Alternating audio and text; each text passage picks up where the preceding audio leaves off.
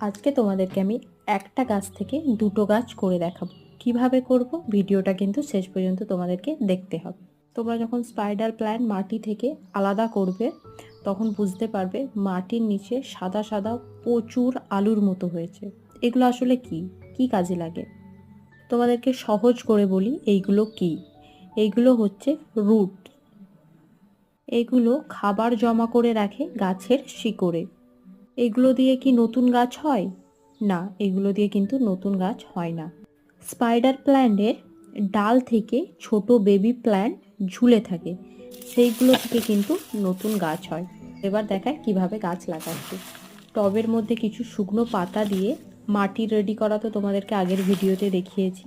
আগে থেকে আমার মাটি রেডি করা ছিল, তার মধ্যে মাটি দিয়ে ভালো করে গাছটাকে বসিয়ে নিয়েছি। আর এই গাছটা রেখেছি কিন্তু আমার রুমের মধ্যে।